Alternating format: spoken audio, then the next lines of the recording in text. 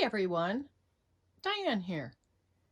And what I'm going to do right now is I'm going to actually video winding new bobbins on the Qnique 19. So I just ran out of bobbin thread, so I have to wind some new. And what I really like about how Qnique has set up their machines is they actually have their thread holders off to the side here. So there's not a lot of worry about the threads getting caught in anything. So you can leave, if like in my case, I'm using white on top and this dark teal on the bottom, you can actually leave this spool on here. And I don't leave my thread dangling down, I just pulled that out. But I'll set it up so that it's cut a little bit short and just kind of sitting right off of here, and it doesn't get tangled up with the other one. So I keep an eye on it, but I love that part about it.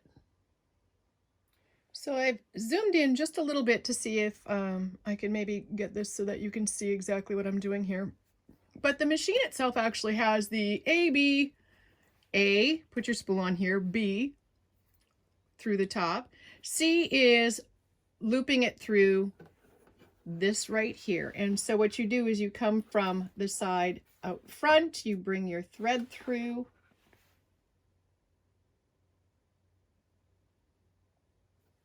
right? Just like that. I had to double check, make sure I did it right. You go back over the top and bring it, oops. You go back over the top and then bring it back through the front. So both times you're feeding your thread through towards you when you're standing at the back of the machine. The next step is following the directions here, is you thread your thread through this little hole, and now there you go. And then it comes around the discs. And again, I'm holding it a little snug so it doesn't just sit on top of the two discs, so that it actually feeds right through there. So I'm going to pull that out like this. And now I'm going to kind of get that to where it's no longer tangled. There you go. Just like that. And the next step is to find your bobbins. To grab a bobbin, and I place it on just like this, and then I wrap this for what seems like days sometimes. I'm going to hold it still so it doesn't go anywhere. And oops, I don't want to let it go, but at the same time you kind of have to let it go. The minute you move this into position here, it starts to wind. So I'll just hold that tiny, tiny tail just real lightly and let it run.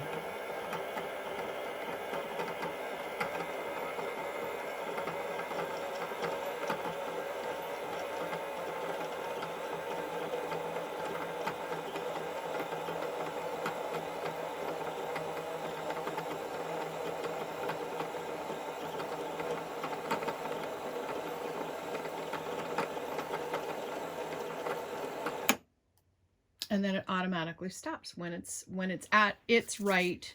You can adjust it to set it up so it has more or less.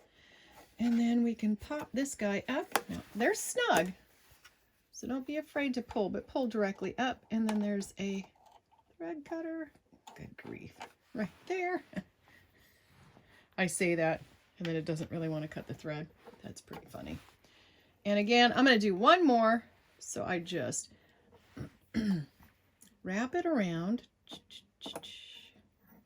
numerous times, and then as I hold the tail part right here, just fairly lightly,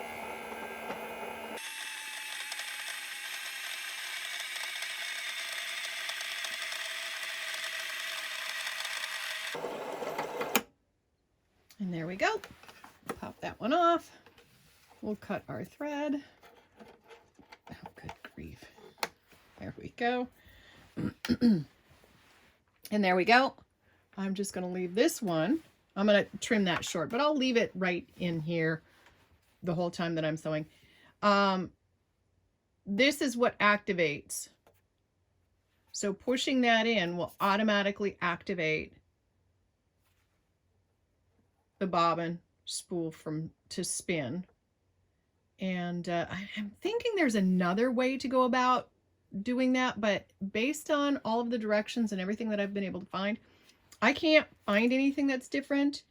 And this actually seems to work. Every now and again, you'll go to spool your thread on there, and then it'll just sit there and slide and slide and slide and slide and slide, and it doesn't want to spool.